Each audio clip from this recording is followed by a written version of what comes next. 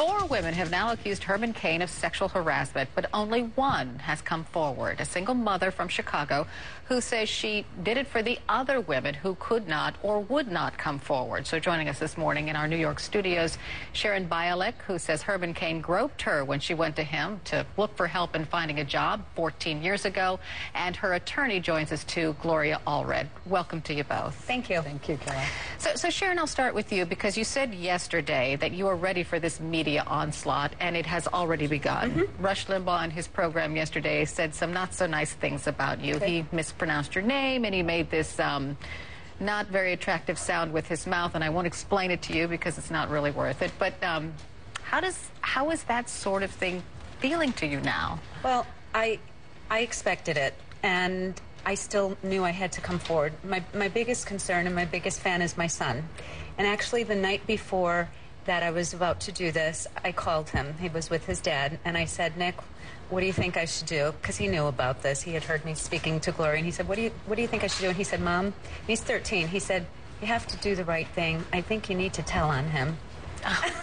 And that's out of the mouth of a 13-year-old. So that confirmed it for me. If my son is saying it, I want to be the role model for him and for other kids growing up and set the example that this is not appropriate behavior. And it starts when they're about that age. There are a lot of supporters of Herman Cain saying that you're not telling the truth, that you're coming forward for financial reasons because you have bankruptcy in your past. So have you? Are you coming forward for the money?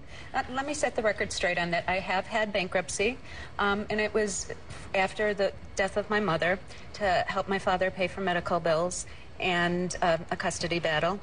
And like millions of other people out there, you know, I'm struggling. And I could have actually sold my story, but I didn't because I want to tell. My whole objective is to tell the truth and also help other people out there who may have been in similar situations. And initially, I went into this hoping, every hope of hopes, that Herman would just step forward. That was my actually primary goal. Just admit it. Step forward, admit it, and move forward. A lot of people are wondering why you chose Gloria as your attorney. Well, one of the people who will vouch for me said Gloria's the best, and you have to go to her, and she will walk you through this, and she has. I couldn't have done this without her.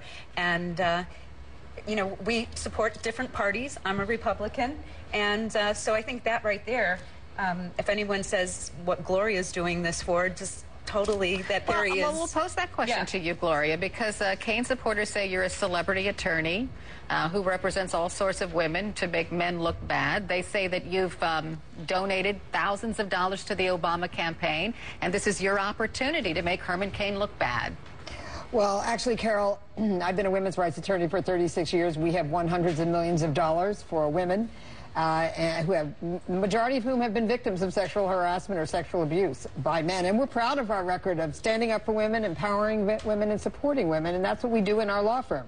Having said that, let me say that I speak out in support of my clients, in support of women, whether those men are Republican, Democrat, Libertarian, or no party at all.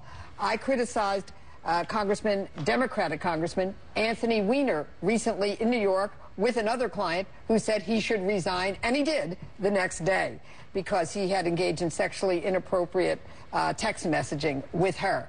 I've criticized President Clinton over the Monica Lewinsky issue when he lied to the American people and lied under oath. And he was a Democrat, and I'm a Democrat. In fact, I was an elected Hillary delegate to the Democratic Convention.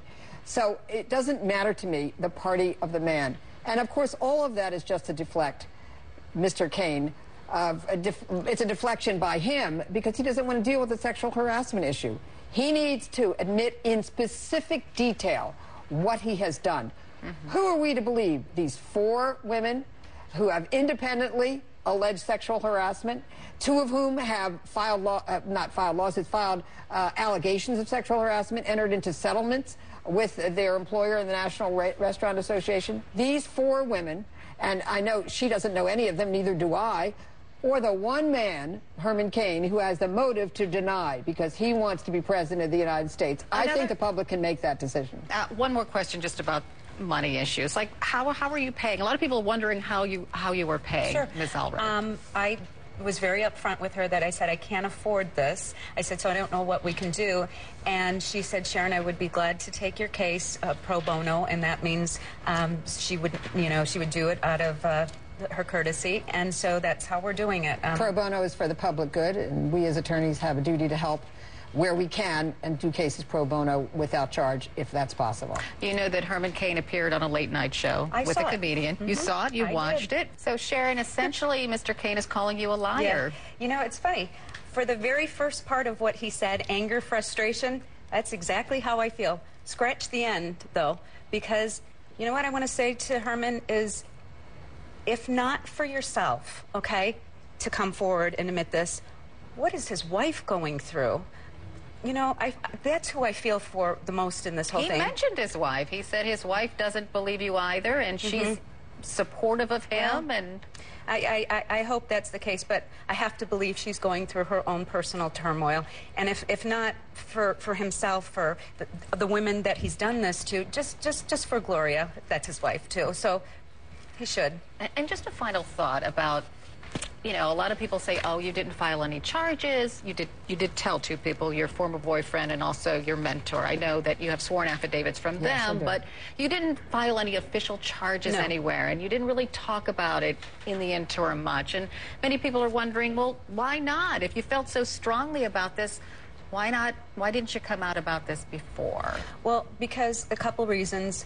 One is that the statute of limit, or before initially, I didn't come out because I was embarrassed. I mean, who wants to talk about, kind of ironing these things out in public? I was embarrassed. And second of all, I wasn't employed by the Restaurant Association, so I didn't know that I had any kind of recourse from that. And all those years ago, was it easy to talk about sexual harassment?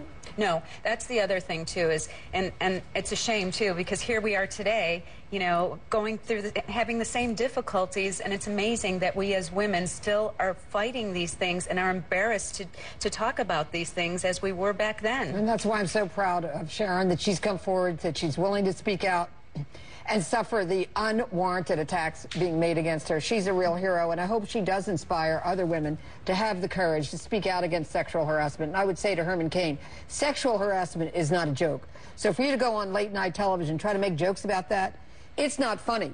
It interferes with women's right to equal employment opportunity.